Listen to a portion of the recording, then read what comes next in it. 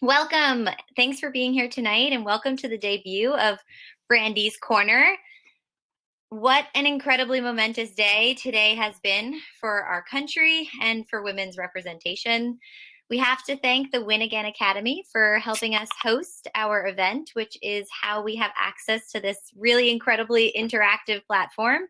And most significantly, today you will find in the center of the room the logo for the ACLU, the American Civil Liberties Union.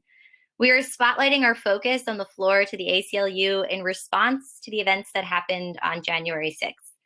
We believe in the integrity of the work that the ACLU does and want to encourage our supporters and everyone here tonight to consider a donation to the ACLU to help them in their charge to protect democracy, promote equity and civil rights for all Americans. Thanks so much again for being here. Brandi's Corner debut night, and have a great time.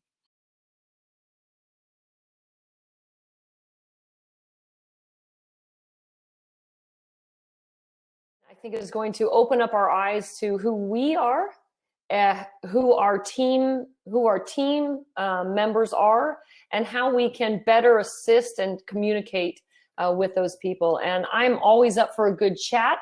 So this is, I think, the perfect place to start. So thank you so much to Becky for being a part of our first ever Brandi's Corner. I'd love to tell a lot of stories about Becky, but everybody was being good today, I have to say. Everybody was being good today, Becky. No one was giving dirt on Becky, which was really— I paid them for that. Thank you, Carly Dieter. It was really, I was like looking for something like, not dirt, like funny dirt, like, you know, a pranky dirt or something that would be like, oh, that happened to Becky too. That's awesome. But they weren't giving it up. So props to your people on that. We have a bond. Yeah, I see Carly has it in the chat. She said, my lips are sealed. Okay, good for you. So I want to just say a few things about you, Becky. And I want, so people know these very important milestones and I think accomplishments. Maybe they know some of them, maybe they don't. Okay, it'll be brief. You started your playing career at age 10. I did, kind of a late starter. Yeah, maybe nowadays. Actually, now 10 would be a great time to start soccer because you would have started playing other things too. That would be all right. So age 10, you went to Methodist College, and I found this very interesting. You were a defender and a goalkeeper. Everything. Yeah. It's called when you get demoted and demoted and demoted, and now I'm on the sideline. So, you know, next I think I'll be like in the booth or something. Well, hey, there you go. So you started at Methodist College. I'm in San Jose, California. That's where I was born and raised. You are in Florida. So you didn't travel far away from home, más o menos, for your career as a player, and now as a coach, you've kind of stayed local. You started at Berry College, and you've been a national champion quite a few times. This is pretty impressive. People probably don't know about your 1990 and 1993 championships in the NAIA. And can you just give me a little bit of what was it like then to be a coach of an NAIA team when I think we always hear about, Division I programs? Yeah, I'm actually a really big supporter of all the divisions because I think you just got to find your niche. I've never been a big fan of like looking for the sports center school, as I like to call them. And I'm at a sports center school, Florida's on sports center, but I really feel like it's finding the right fit. And when I coached at Berry, I loved it. I mean, I was in no rush to leave there. There were just some opportunities I couldn't pass by, but when you win a championship with a group of people, it doesn't really matter what level. It's like you set a goal and you accomplish that goal with a group of people, and that's what makes it pretty amazing. Well, and I think the message is just, straight out the box for Brandi's Corner, a really good one. And I want to say thank you because, everybody's out there in search of the big thing, right? When maybe they're not looking in the right place, I think why— No, I think it's about fit. It's about fit. Yeah, and I think tonight's conversation of what you're going to present to our group really fits this topic. So we'll get to that in just a little bit, but I think that's a really important message. Parents need to hear, players need to hear. Sometimes, as my dad would say, as the old cliche goes, the grass isn't always greener on the other side. So beyond that, you also were a champion 1998 at the University of Florida. You have 14 total SEC regular season championships, but you had 6 in a row. Is that a record? I'm not sure. Well, someone needs to find that out, because that could be, you must have had somebody who was scoring some goals for you during that time. Yeah, we had some good, Abby Wambach, Danielle Fatapo. Yeah, they're pretty good goal scorers. Yeah, those may be 2 of the best college goal scorers of all time. No disrespect to the Mia Hams and the Tiffany Milbrets out there, and the others that are a little bit younger than them. But yeah, so you had 14 total SEC titles, and then also 6 in a row SEC tournament titles in that same 6 stretch. So that's pretty remarkable. That must have just been amazing. And you've been around long enough to know, Becky, and I say that with all the love in the world, because I've been around a long time. How has it changed? How's the landscape changed, in your opinion? Well, that's a good question, because I think, it comes to question comes to us all the time about, like, how have the players changed, or have the players changed? And I'm like, well, yeah, of course they've changed, because the environment has changed. I mean, I think one of the really eye-opening things for me is that every player that I coach right now has had social media in their life their entire life. That's mind-blowing to me. Yeah. So why wouldn't we think that kids change because the environment has changed, parenting has changed? I'm sure our parents were like, oh, this generation, and their parents said the same thing, their generation. And I think for us, it's just trying to find people and meet them where they are, instead of trying to, comment on which generation is better. And I love that. Again, that is a good segue to what we will be doing here in a few moments. Meeting people where they are and how they are, I think, is really critical. I think listening and understanding and accepting that we all are quite different from each other, I think that's really important. And as a coach myself, I think we could probably come to agreement that, and we will during this DiSC talk, about the puzzle pieces can't be all the same. That's right. Yeah. It's so important. I think we're going to get into this a little bit in the presentation, but there is no, perfect mentality or personality or behavior for a player. I mean, you know that from the national team. You need a combination of, the people who are the most enthusiastic to the most analytical, the people who are the most directing to the people who are great followers. I mean, and if you don't have those pieces, it's hard to be successful. Right on. So I'm thinking that maybe we should get this thing started. I want to again thank everybody for joining us here in this moment on this monumental day. It's a palindromic date. We know that it's, this date will not happen again in a palindrome for 1,000 years. So this is a very special day. I'm glad that we're starting this. So Becky, let's start this.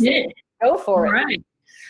So I'm just going to start by saying, I know some of you might have already taken a DiSC assessment. Some of you may have not, and that's fine. Either way, it's going to be a good review for those of you who've done it a little bit, and it's going to be brand new information. But by the end of this presentation, my goal is that you'll have a really good basic understanding of DiSC, and you'll not only understand yourself, but you'll be able to identify DiSC in some other people too. So if we can hit the next slide, we're going to start off with a little competition, because who doesn't like a little bit of competition? Oh, I'm so in for this. So normally when we would do this, you would actually have this puzzle in front of you, but we're going to do it right now to where it's on the screen. So you're going to have to really focus in here and, pay attention, because we're going to have a competition where I'm going to ask you guys to find the numbers in consecutive order, and we're going to go for 15 seconds. So you're going to find the 1, and then you're going to look for the 2, and then you look for the 3. We got it? Yeah. Ready? Go. Got it. We're going to see how far you can get. Oh. I thought you said find 1, 2, 3. That was pretty easy. No, you got to keep going as far as you can. Oh, I see. We're going to give you another 5 seconds. 4, 3, 2, 1, 0. Okay, I gave you 20 seconds instead of 15. So type in the chat how far you got. Oh, I like it. Look at these numbers. Oh, you're all overachievers. 17. Is 17 our record so far? Wow, that's pretty good. Okay, so that's pretty good. That's pretty good. All right, now 84. 84. Come on, Maria. All right, 17 is the highest. That's pretty good. All right, now let's go to the next slide. I want you guys to take a look at something here. In this slide, we're going to do the exact same puzzle. You're going to get 20 seconds again, but it's a pattern. Okay, so 1 is in the top left quadrant, 2 is in the top right quadrant, 3 is in the bottom left, 4 is in the bottom right, and it repeats like that. Okay, so we're going to go again, see how far you can get. Go.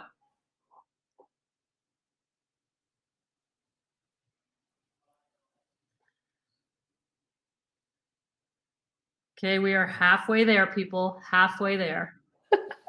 5, 4, 3, 2, 1. Stop.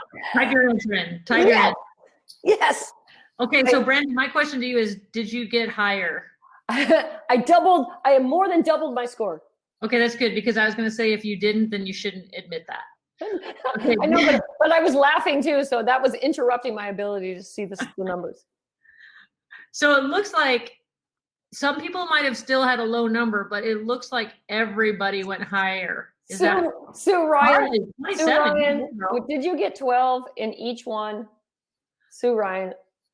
Sue probably she said yes. Okay, Sue, the consistency is a really great factor there. It is awesome. So you might be thinking, like, why are we doing this puzzle to start with? It's just a little friendly competition, but it actually has a meaning behind it. So when we talk about DiSC is about patterns of behavior. So this is what DiSC is, and this is what DiSC isn't. Okay, so it's all about understanding patterns. We didn't do any puzzle training in between those two puzzles. We just showed you a pattern, and you improved dramatically on the second puzzle. It's the same thing we're going to do tonight. We're going to show you patterns of behavior, and you're going to be able to identify those patterns a lot quicker once you know them.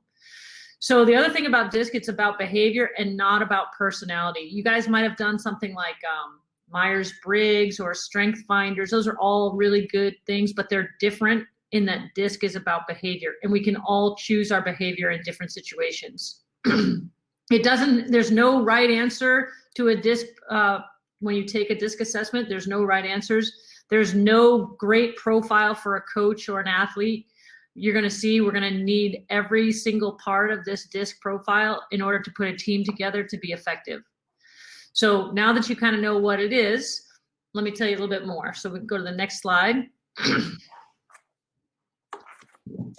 So there's two main axes, how do you say that? Axes in DiSC, okay? And so there's two sort of big parts of your behavior that come out.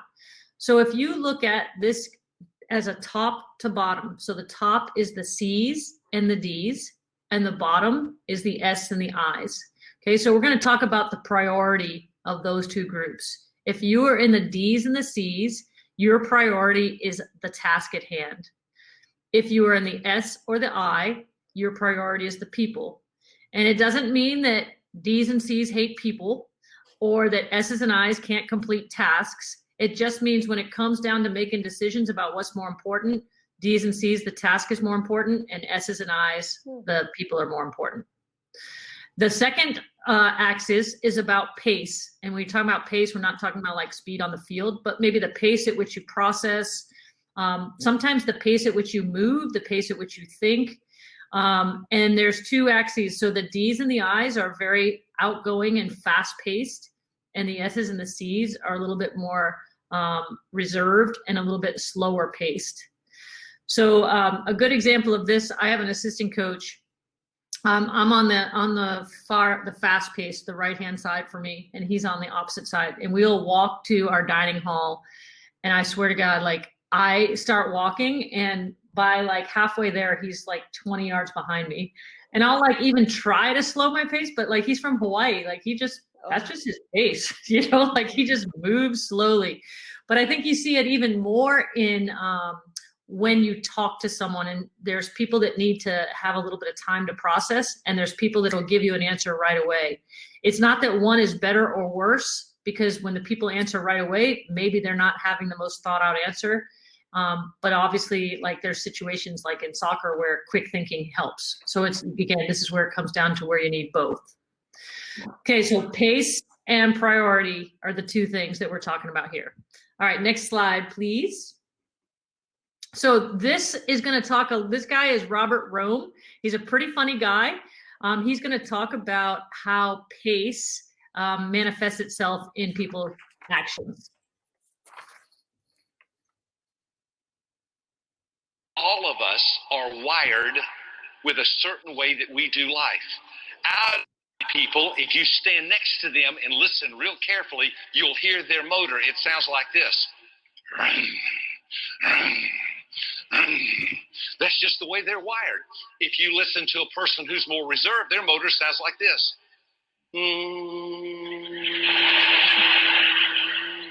And occasionally they get excited. It sounds like this.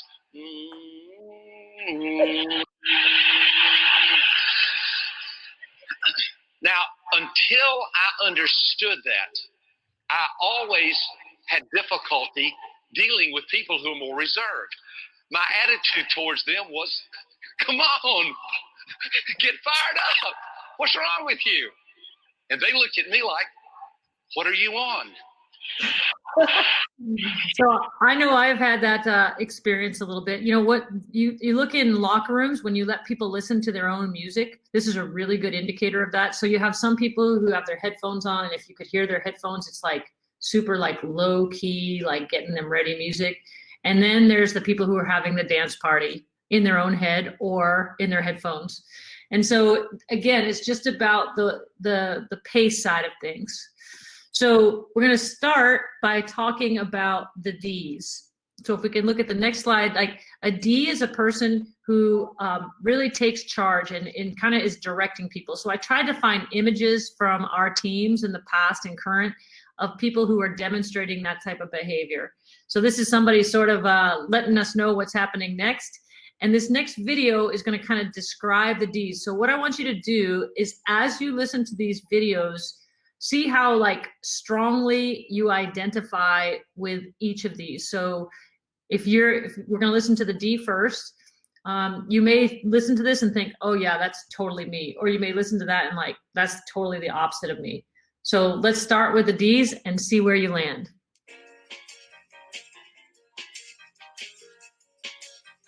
D styles are the most forceful and assertive of the 4 DiSC styles. D styles tend to be direct, results-oriented, competitive, and strong-willed. Ds prefer to move fast, take risks, and get things done immediately. They like challenges and are multitaskers. D styles want to create change. Routine is boring to them. Ds want to be in charge and have the power and control. D's motto is, I did it my way. One of the D style's biggest fears is to lose control. D styles often communicate in one direction. They talk and expect others to listen. At times, Ds express their own opinions as facts, needing no further discussion or input. D styles may be blunt and challenge others. Ds are impatient listeners and have a tendency to interrupt. D style's favorite question is, what? What is the bottom line? What's in it for me? D styles want to make independent decisions and make them quickly. Since Ds don't need a lot of information to swiftly decide and are comfortable taking risks, they're more likely to make wrong decisions. However, D styles get over their mistakes quickly and move on by keeping the big picture in mind. Under pressure, D styles can show a lack of concern for others because they are focusing on the tasks. As a result, others may perceive D styles as being too aggressive, blunt, and even rude. At times, Ds can also be impatient and overbearing. Ds are often not good listeners and prone to making quick decisions. D styles have a tendency to overlook how their actions and behaviors affect others. D styles succeed by being decisive, taking risks, and focusing on the big picture, results, and goals. Ds are quick to take action, venture into risky and new situations, keep others moving forward, and are not hesitant to communicate their opinions. Continue watching the rest of the extended DiSC training series to learn more about the other styles. Okay, so we're going to start with the Ds, and like just to kind of summarize what they talked about the Ds, these people, remember, from a pace standpoint, they're fast. From a priority standpoint, it's about the task. They're really decisive, they drive results, and they're the people who, a lot of women, especially women when you're younger, if you're a high D, then you're called the B word. So that's what sort of is the driving force behind them. So what I'm going to do is I'm going to ask you all, I'm going to tell you this scenario. Okay. We're going to put you in little breakout groups with, I think, 3 or 4 other people. And I want you to answer how you would answer this. Okay. It doesn't matter if you think you're a D or not. We're all going to answer this question about how you would respond. Okay. So here's the scenario. You go to Subway, sandwiches, and you're going to make your favorite sub. You go down the line, you get all the right ingredients on it. It's perfect. And you're with your team. So you go sit down. After you sit down, you realize you've forgotten your drink. So you go back to get your drink. And when you come back, someone has taken a bite out of your sandwich. What would you do next? So at your table, I want you to just answer that question. What would you do about somebody taking a bite out of your sandwich? We're going to give you about 3 minutes to answer that question. Go, have fun. Okay. Hello. All right, Becky. That was very fun. We had a very nice table who shared. And what would you do, Brandi? Well, I wanted to say that, you said we went to Subway, but I was thinking back to, I'm a very methodical food maker, right? I enjoy cooking. I enjoy making things. I feel like I pour my love into the food that I make. And so Allison said she would try not to be confrontational, and she wouldn't, want to make anybody feel bad. And I would have been like, how was my sandwich? Was it the best sandwich you've? I don't know what that puts me in, what category that puts me in, but no, if it were my brother, I would have been pissed. I'll tell you that right now, because he would always eat. Every time I had something good to eat, I would find him like hovering over it. But I think I would have probably laughed about it, but I honestly would have said that was the best sandwich you've ever had. I think that might make you a little bit of an I, just saying. Okay, all right, we'll do that. Awesome. All right, so I think the question is, are we going to be able to call on some people to share what they did, or are we going to, we just going to move on to the next one? I think we should call some folks out. Let's do it. Okay, let's do that. Rachel, can we go back to, how do we do it? Can I just click on people, or will it be in the chat?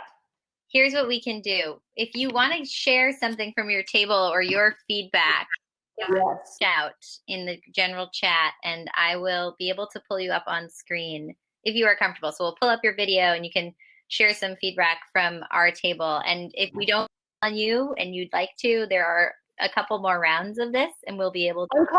I'm calling Carly out right now. So right. Carly, come on down. Carly didn't get back to me on anything I could use against, not against Becky. You got to come up and share, because I think you were sharing about kind of what I was saying. If it was my brother, I would have been a little bit upset. I want to hear from Carly too. Yeah. I think I kind of might know what Carly is. All right, Carly, spill the beans. Hello. Hi, Becky. So nice to see you. Okay, so in ours we talked about, I said, if it's my twin sister, I'm probably going to be more on like the aggressive, but I think generally speaking, if someone ate some of my sandwich and it was really good, I'd probably be like fairly understanding and like cut it in half and share it. If it was game day and I needed like to really fuel my body, different story. Generally I'm like I lean more towards D or I, like midway. Nice. Yeah. I hear you. I know what it's like. Game day is a whole different day. Yeah. Don't mess around on game day. Yeah. We need Game fuel. day Our is- bodies need fuel. I like it. Courtney says hangry playing is a nightmare. It's there definitely a difference how you might react if you're hangry. Yeah, no doubt. Yes. No doubt. Awesome. Carly, you want to share your experience with Becky as a player? Did you ever go through this? Being hangry? Yes. No. This Definitely, she was definitely hangry. Yeah, no doubt. Although UF's cafeteria was quite supreme. But yeah, I do remember going through the assessment like early on. It was so long ago. I'm like in my mid 30s, so I don't You're remember. like 20 years old. I went, Look thank at you so much. Yeah, love it. But Becky was a phenomenal coach. I only was there for a year because I ended up getting injured, but a lot of these assessments and conversations were super helpful for development and like really focusing on like the task at hand, and also just being more intimate and trying to understand kind of your personality, the way you handle things, the way like your perspective. I think it applies to a lot of areas in life. Can you recall any recent moments where maybe you didn't think about DiSC, but you probably handled something a little bit differently, knowing that you kind of understood maybe the scenario a little bit better because of this being in the back of your head? Yeah, absolutely. That's a great question. I think, so I run a growth consultancy, and I collaborate with women in soccer. But I deal with a lot of entrepreneurs like every day, and I'm constantly in, business situations where whether you're managing a team or you're negotiating a deal or anything like that, you have to be really mindful of kind of how to handle it. And I think I always kind of, as I learn and grow, I think when I was younger, I was very fast and furious, and I was like a strong D, and I was not trying to hear anyone's feedback or guidance, I think more so. Whereas like now I try to find a balance between, I'm definitely like a type A person. So I try to find like a balance between D and I of just like being considerate. But too many examples to think of one, but yeah, it's definitely applicable to like everyday life and business for sure. And, Carly brings up a good point, because the one cool thing about DiSC being about behavior, it's contextual, right? Mm-hmm. So think about this. If I asked you all that same scenario, so think about it if you were with a group of your teammates when you were a player, right? Versus if you were with a group of your teammates' parents and you were still a player. Mm. Because like what usually happens when I ask this question, like the really high Ds, they're fired up. Like they are not having any of this whole someone eating my sandwich thing. They're buying a new sandwich, or they're starting the inquisition to find out who it was. The I's probably think it's funny. The S's are like, I don't want to, get anybody upset about this, so I'm just going to pretend it might not have happened. And the C's are interesting because they might be pretty upset about it. They might not say anything about being upset about it, or they might just be like, I'm going to make sure that this part of my sandwich is not touched, but I'll eat the rest of it. So I think it's really interesting about how the behavior is contextual, but also like what Carly said, is you can flex your behavior based on what role you're in too. So it's not like it's not a personality thing, it's a behavioral thing, and you can choose that behavior at any time. Absolutely. Awesome. Carly, thank you for letting me call you out. I appreciate it. Good to see you. Thank you so nice to see you here. And Sandra, I see that you said that you would just give that whole sandwich to the next person and you get another one yourself. That's okay too. That's okay too. So Becky, let's go to the next one. All right, let's hit it. So the next one we're going to talk about is eyes. And so eyes are the life of the party. So you can tell not only from these two that they're dancing, but the one on the right, Pam, she has a shaved head and lots of tattoos, which not that all eyes have this, but she's not afraid to express herself. And that's what eyes do best. So let's listen to the video on eyes.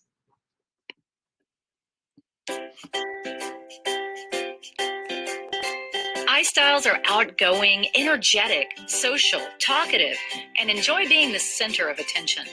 I styles like interaction with others and meeting new people, but do not like to focus on details or spend a lot of time alone.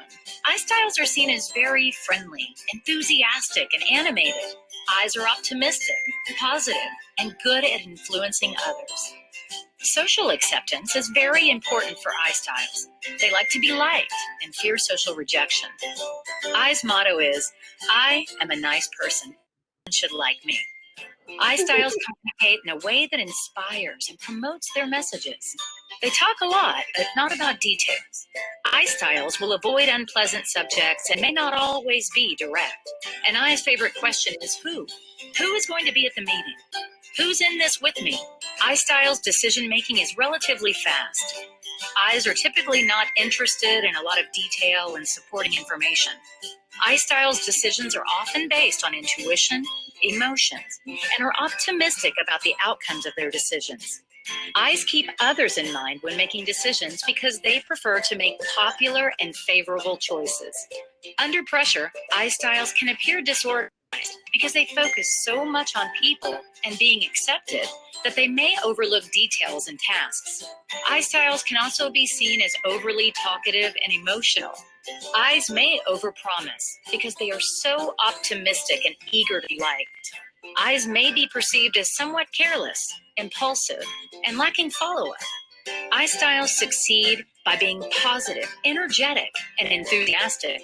I styles add openness, generate discussion, and offer new ideas to move forward. I's connect people and create an enjoyable and positive atmosphere. I styles get others involved and excited to move toward goals. Continue watching the rest of the extended DiSC training series to learn more about the other styles. So if I was going to summarize the I's for you, I would say, like, if you have a player on your team, you're down 2-0 and they're like, you guys, we got this, we can do this. They're like super positive, optimistic that it can happen. But then at practice, they're kind of like, squirrel. You know, you can't really keep their attention focused anywhere. But they are great people to have on your team because they're connectors of other people. And they're very, very social. So in a team setting, they become really valuable members of a team. So this scenario is a little different, pretty straightforward here. I'm going to ask you to describe your ideal like night off. You've got nothing the next day, no work or anything. What is it that you would do with an evening off with nothing to do the next day? So we're going to send you to your tables and chat about that. Make sure everybody goes to a table. If you get on a table that has a lot of people, let's see if we can spread out, but have at least 4 people at a location. Have fun.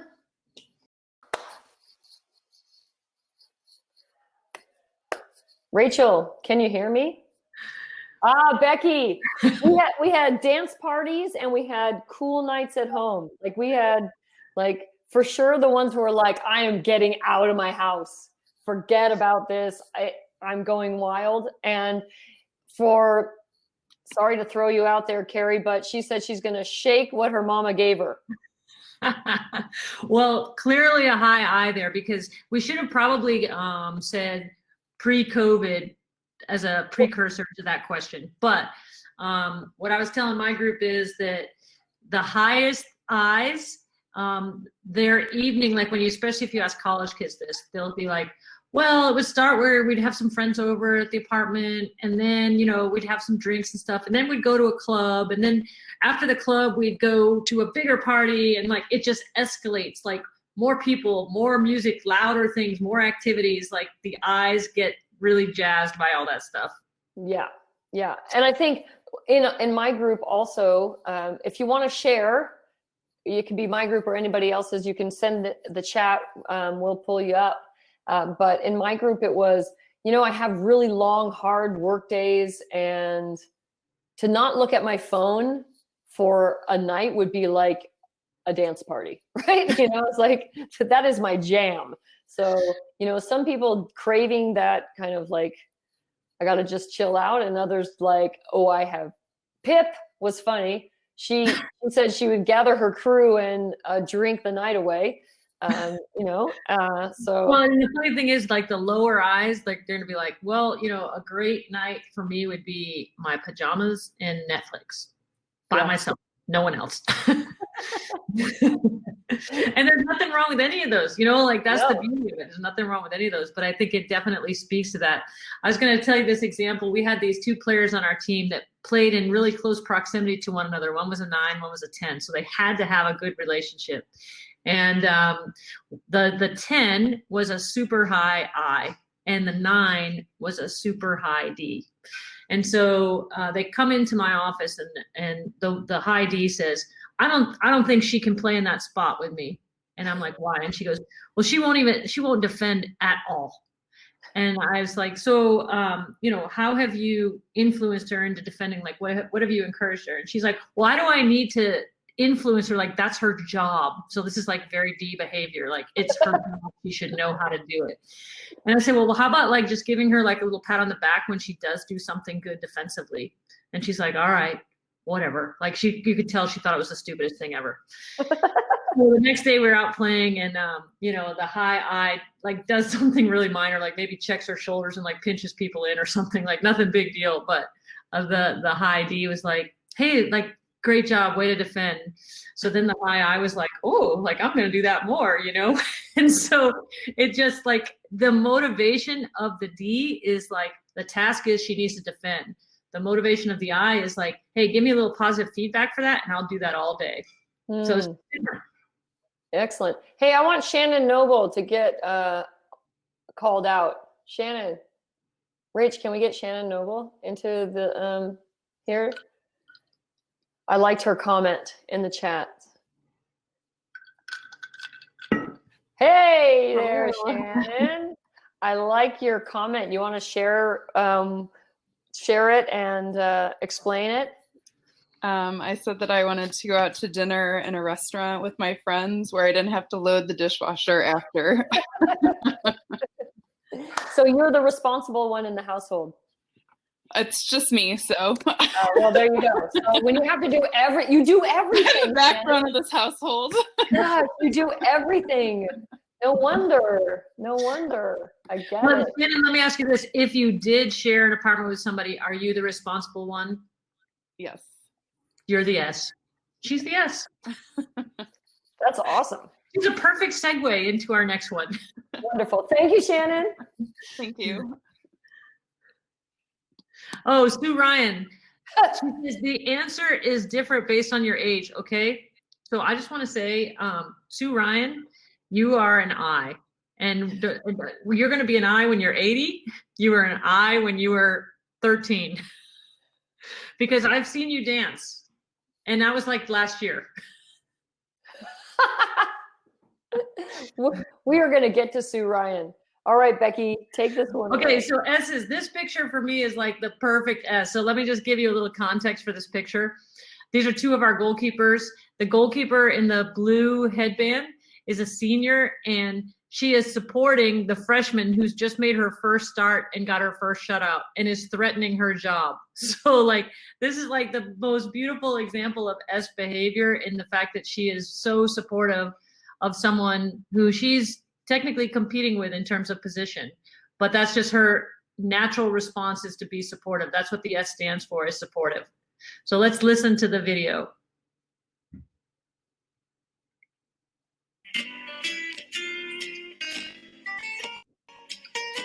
S styles are steady, calm, sincere, and laid back. While they do like interaction with other people, they're more reserved and less animated than I style. S styles are eager to help and support others. S's enjoy working in a team environment and often will loyally defend their own group or team. Fairness and justice are very important to S styles. They don't like to disappoint others or let them down. Since S styles prefer stability and security, they tend to resist change and may need support with it. S styles' biggest fear is loss of stability. S's motto is, if it's not broken, let's not fix it. S styles' communication is often one-directional. They listen. S's are polite and answer when asked. S styles are most comfortable communicating in one-on-one situations. S styles speak calmly, are good at building trust, and are patient listeners. S styles' favorite question is, how? How are we going to do this? How does this impact us? S styles are prone to be cautious and slower in their decision making because they consider the impact of their decisions on others. S styles commonly double check their decisions and often talk them over with someone they trust before making the final decision. S styles look for support and precedence and information to ensure they make the best decision. Since S styles have a tendency to be overly accommodating, under pressure, they become too willing to help and give in to the decisions of others. S styles frequently say yes too easily by putting the needs of others ahead of their own. S styles can also stubbornly hold on to the status quo to protect their sense of security. At times, S styles overestimate the amount of work involved. S styles succeed by being very persistent and maintaining a long-term perspective. While S styles are sometimes slower to initiate action, once they do, they are unstoppable. S styles get things done and ensure tasks are completed well. S styles execute reliably and consistently. Continue watching the rest of the extended DiSC training more about the other styles. So if we had to summarize the S stands for supportive, and one of their highest values is harmony. And I want you to think about those two axes again. So an S, their priority is people, but their pace is a little bit slower. So I know that Brandi, you had mentioned you might want to talk to Evan about why he thought that goalkeeper was a really good example. Yeah, Evan, would you mind joining? Can he join now, Rachel? Yes, give me 1 second. Okay, thank you.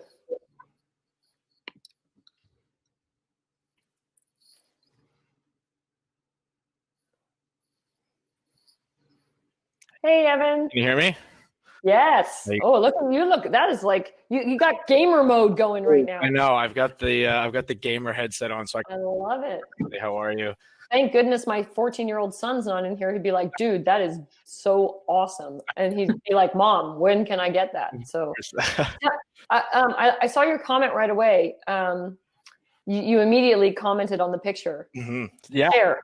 So a little bit of background. I went to Penn State. Actually, Becky, I think we met actually at a hotel in Stanford, California in 2014, maybe. I can't remember. My coach was Bob Warming, and he actually That's right. to me. So good to see you again. And of course, Brandi, great to see you. But yeah, that picture hits home. I've been in that situation where I'm the young guy, fighting for a senior's job, and then vice versa. When I was a senior, I got injured and someone came in and took my job. So I'm definitely, that hits home, being in that position. So just wanted to kind of say, love the picture, and I love that analogy.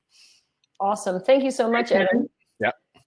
Becky, I wrote a note about, as we discussed things earlier in the week, about body language, right? And so body language obviously is a big component to our behavior.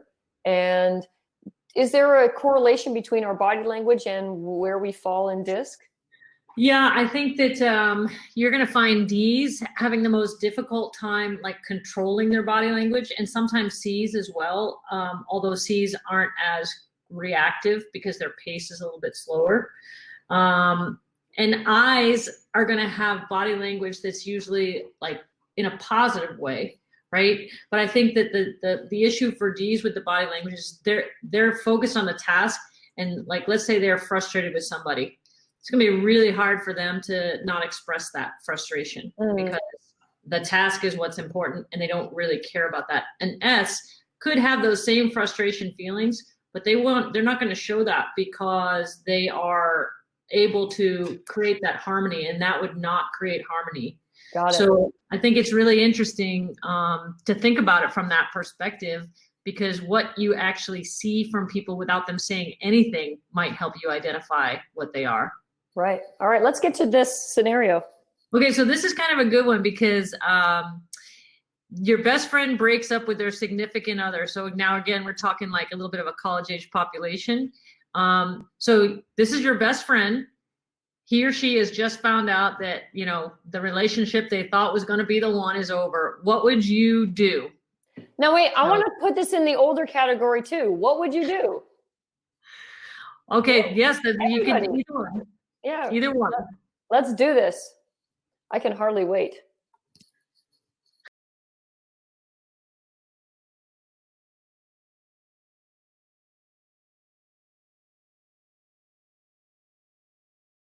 because 7% of the population is D's. But what about the other 93%? So, that is so I awesome. think that was okay, I probably do need to flex my behavior a little bit. Well, let's flex our behavior to the next one, and then we can kind of we can come back to that flexing your behavior and what does that mean exactly when we're done with this. Okay, so this picture is perfect for C's. These are actually 2 C's that play on our team. One just graduated, one's on our team now, and they are like super analytical. They want data.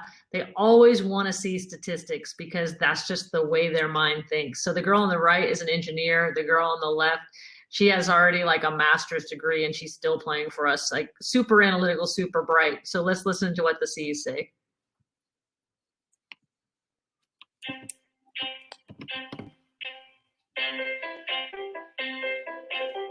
C styles are the most analytical of the 4 DiSC styles.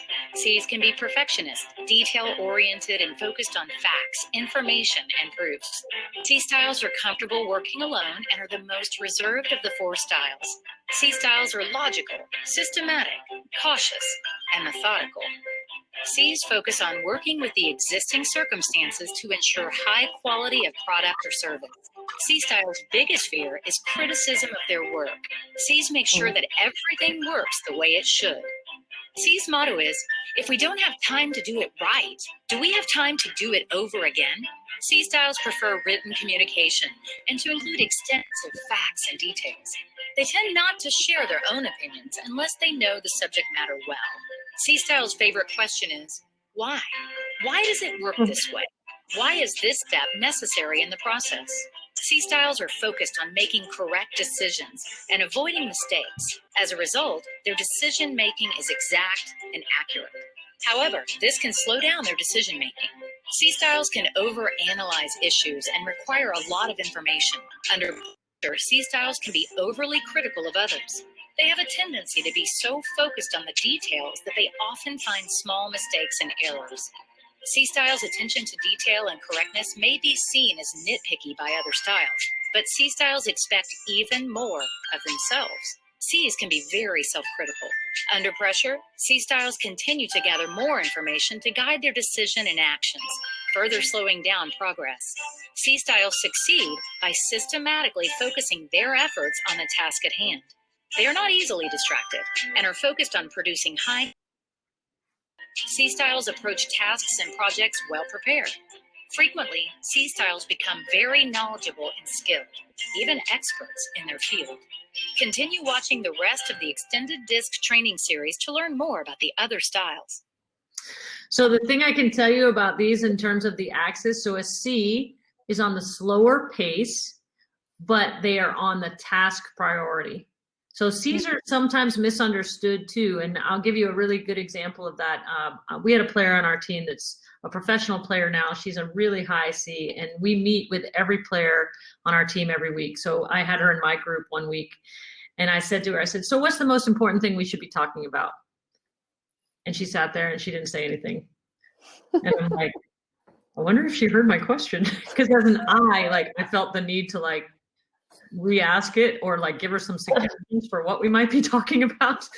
And so what I came to realize with her as a high C is that because she was a slower processor, she needed some time and space but when she gave me an answer, it was a super deep answer, right from the start. It wasn't surfacey and I had to dig more.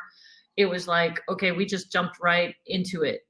And I think with the C's, the other example I can give you is think about this on your team. If you are running a complex set piece, the C's know their job, they know everyone else's job, and they are really annoyed when people don't know their job because they are about the details. So this is a really important person to have. So the scenario we're going to give you on this one is kind of interesting. It's really broad, but I think it will reveal a little bit about the C's. So I just want you to describe what your thoughts are about having team rules and what does a rule mean? Sending you out. Hey, I got a question for you. I got a question about where do D's land on the rules situation? totally depends on what benefits them in the task. Ah, gotcha. Because I'm kind of like, I'm not a high D, but I'm definitely a D. But I'm thinking about when I was a player, I wanted to know all the rules of the game so I could win the game. I would find a way to win the game, and nobody could have any argument about that I won the game. Because I knew the rules and I stayed within the parameters, and then I used all those rules to give me whatever flexibility or space I needed. Well, that kind of brings up a really good point about motivation, right? So let's just, now that we've heard from D, I, S, and C, the rules question is a really good one on this. So if I am trying to sell the reason that we should have really stringent team rules to a high D, all I'm telling them is like, hey, if we have really good rules, it's going to lead to better results. They're on board. If I want the I's to buy into good rules, like to following the rules, I have to say, hey, people are going to like you a lot more if you follow the rules, and they're on board. If I need S's to be on board, I would just say there's going to be a lot more harmony in our team if we all follow the rules. They're on board. And then the C's, you don't need to sell them on the need for rules because they already think rules are very, very important. And like, they're like, how can we exist without rules? That's like a society without laws. We'd just be chaos. I'd like to bring two folks into this discussion from two different groups, Madeline and Sue Ryan. I knew I'd get Sue Ryan. Sue actually got some props from some people in her group, so they nominated you, Sue. And Madeline, I liked the discussion we had. I thought that it would be beneficial for the rest. So since Sue's coming in after you, why don't you go ahead and share what we talked about? Hi, Sue, as well. We're all on the screen now. Yeah, Brandi was kind of bringing up the point about evaluating the purpose of a rule or getting everyone on board with a rule. And I said that one thing, I played college soccer, but even now in my team professionally, I really try and emphasize that you shouldn't just do something to do something, or even because it's a precedent. You should always be monitoring your intention behind why you're doing any one action or following any one rule or protocol, and know that there's always a point to reassess and reevaluate depending on the needs of. So I think that you have to really just be intentional with action. I think there was a lot of times where we would find ourselves going through the motions, but we weren't actually really, our hearts weren't in what we were going towards or the rules that we were following. Maybe some people didn't agree, and so they were cutting corners. And so it was always something, and Sandra brought this up in our group as well, that like you just have to have open discussion. You have to be open to reevaluation, and you have to really know why you're doing something, which I know is like a total C point, but yeah. Awesome. I find I need to have a check myself on my intention and what my impact is in my parenting. That is also very, because my 14-year-old is very smart and good. That's a fortunate thing, but it's also unfortunate sometimes when I just want to say because it's what I said. So what is the purpose of the rule and its impact? So Sue, can we hear from you, please? Sure, and I'll start with the teenage part. I have two 14-year-olds, and I do not use the word rule anymore because teenage my son would purposely try to go opposite the rule simply because I used the word rule, and then he would come up with a version or an aspect of the rule that I didn't say. So I know curfew at this time. But Mom, that was on the weekend. You didn't say anything about during the week, right? He's going to be an attorney, I think, because he's got like another piece of information. And so, and this links to my teams. What I said in the chat was, I have no rules anymore. I literally have no rules for 3 sets of teams, all different levels and ages. And I either have accountability standards, levels of expectations, or team packs. And what I can tell you is in some cases, the teams come up with standards that are more stringent than what he would have come up with. And then the older ones, they actually self-police. To some extent, they're more concerned about their teammates than me. And I could be the last one to know. So this has served me well. To some extent, again, it's a matter of semantics here. But as soon as I bring up what do you want? Do you want to win the state cup? Do you want to just be 500?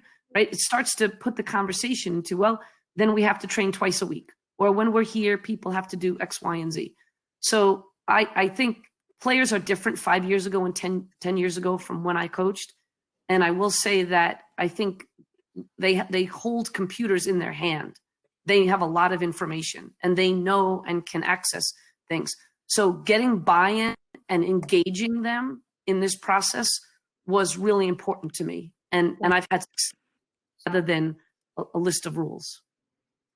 My son said to me today, Sue, when I said, no video games during the school day, he goes, no, that's not the rule. You said during class time. Yeah, no, exactly. Like, are you really? My gosh.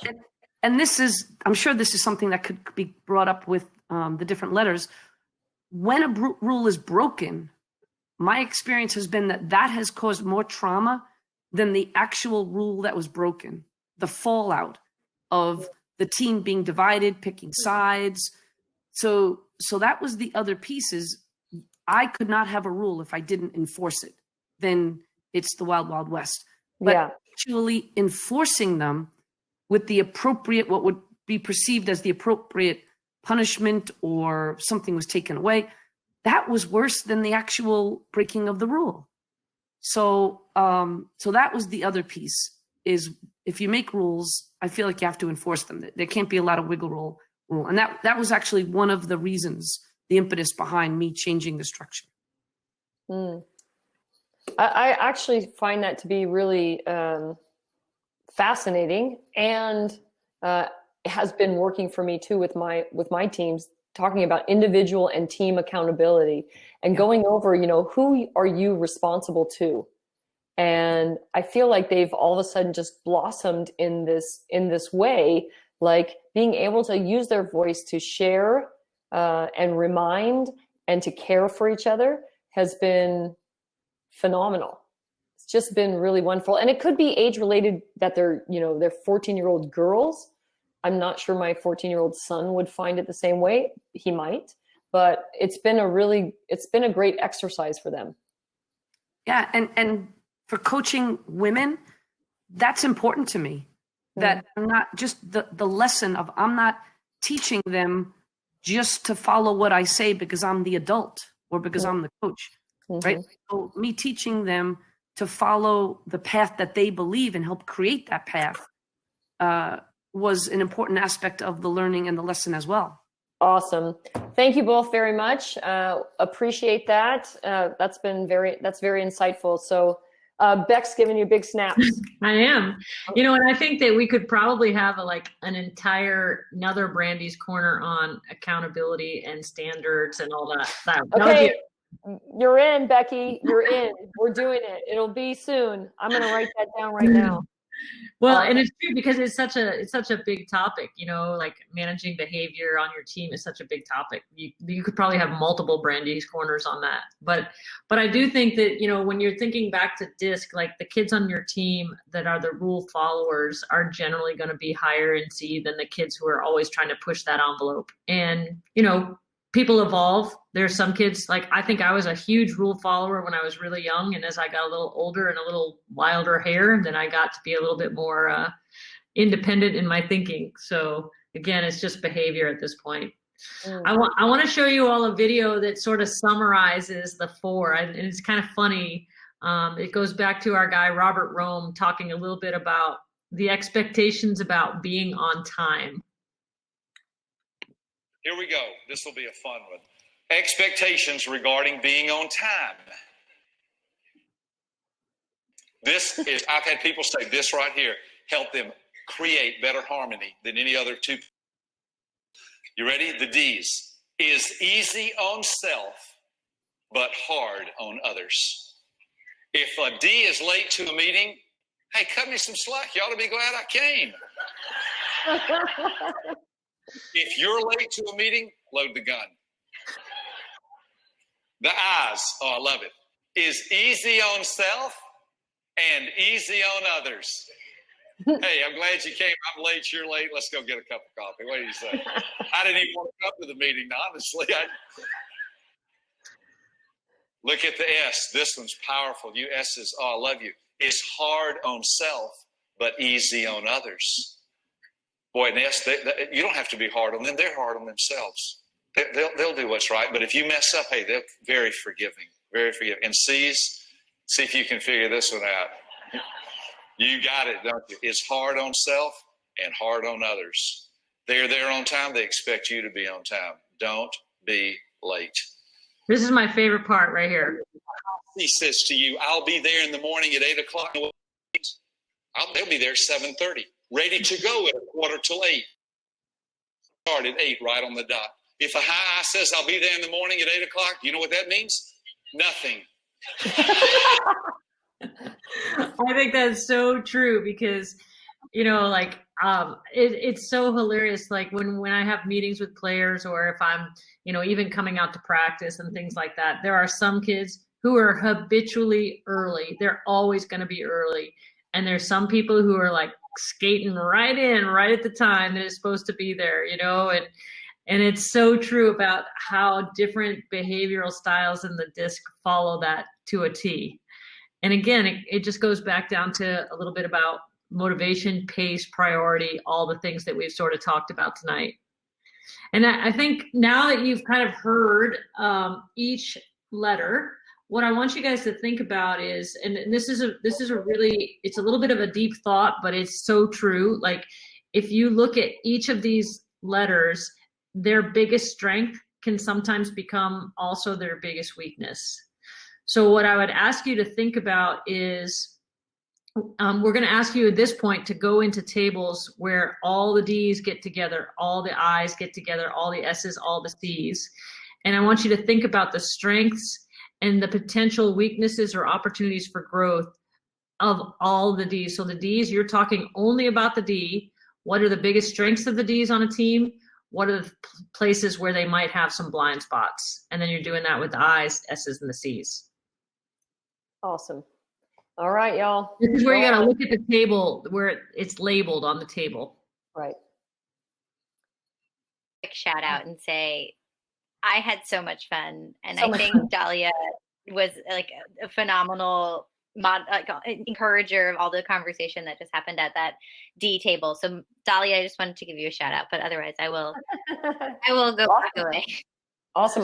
Well, this has been awesome. So Becky, thank you so much for being the first. And now, unfortunately, you signed up for another one. So I want you to remember that when I call you and you're going to be like, didn't I already do this? And I'll be like, yeah, but you said version 2.0 is coming out. So, I'm down with these talks. These are really entertaining to me. Awesome. I'm on the S table. S's, I love you guys. You're my people. I'm not an S, but I appreciate S's in a big way. My mom was an S, the biggest S on the planet. So I have a soft spot for my S's. That's awesome. Well, I scored as a D, but the D tables were full, which was very surprising. And so I took my next number, which was I, and then I confused it at first. They got, I sadly called them a D when I knew they were an I. And then we got into a great conversation. And I feel like, I'm I also, even though I'm D, I'm I at times. And so that's a good point, because I didn't mention that at the beginning and I should have. We are all a combination of all four. It's just to varying degrees, and there's probably going to be like two that might emerge. And like, for example, Brandi, when you say you're a D and an I, what that would tell me if I didn't know anything about you at all is that your pace for processing and all that is high. But there's going to be times when you have a task priority, and there's going to be times when you have a people priority, depending on if your D or your I is coming out. But your pace is consistent. Yeah, well, I appreciate you explaining that to me. So now, when we were talking earlier in the day, I really felt that part of what I was hoping to get out of this, kind of what I said to my group before we left each other was, I feel like tonight was about who am I? Finding out exactly as much as we can who I am, and then how can I go out and share who I am, but also be willing to say, I can alter that a little bit. And it might be a little uncomfortable, or it's not in my wheelhouse, but I see some of myself over here too. And I think that's really important. And then understanding people where they are. Gosh, if we don't need that more so than ever, I think that's, again, one of the messages for today is how important it is that we all accept who the people are for what they are. And then, now we can have really good conversations because we know where people are coming from. And I think that will lead, that listening that will go on will allow us to be more understanding and bring us closer together. Absolutely. I think that's one of the things that I've had a couple of debates with some of my friends who are really into DiSC about, and it's like, the cool thing about DiSC being about behavior is you don't put people in boxes necessarily. You can say what their behavior is, like that's D behavior or that's I behavior, but it's not like we can all flex our behavior. And so if I'm, a high C and I really have that need for data, but the data is not available, I can flex into an IS or D mode. And so I think it's about meeting people where they are, understanding what motivates them and how to get, but at the same time, realizing that all of us have the ability to flex our behavior. That's awesome. I love that message, Becky. Thank you so much for your expertise and all the experience that you have gained through women's soccer, and now that you continue to give it back. I think that's really phenomenal. So thank you so much. I just want to let everybody know that February 10th is going to be the next Brandi's Corner, and that's going to be about change, people, because as I know, get ready. It's a coming. So get ready to change. I wanted you to know that I wore this retro jersey because I think part of who I am, and we were having this discussion about, our behaviors and such. A lot of my behaviors were influenced by wearing this crest, whether that was on the field, specifically with my teammates, but also how I went out into the world and who I was representing and what that meant to me. So for anybody who ever has gone to a U.S. Women's National Team game, I want to say thank you to have been there from the beginning when it was quite anonymous, and to see where it is now. And I love seeing the LAFC behind Sandra, and she was wearing her 4 stars on her jersey, and there was no stars on this jersey. There was no stars on this jersey. To think of the growth that's happened in women's soccer is really phenomenal. And the fact that we here in women in soccer are going to be great change makers in the future. We're going to be the influencers that we need. So I'm grateful for this opportunity. Again, thank you to everybody in Women in Soccer. You all rule. And so change is coming, people. Change is coming. So remember that. And remember in the future, I don't know the date yet, but Becky said we're going to hold you to have some accountability and some standards. So we're going to Sue get Ryan, to that. we're calling on you on that one too, Sue Ryan. Yeah, Sue Ryan. Oh, I will get Sue Ryan. Don't you worry. I will get her one way or the other. It's going to be like with 80s music or I don't know, some soccer talk.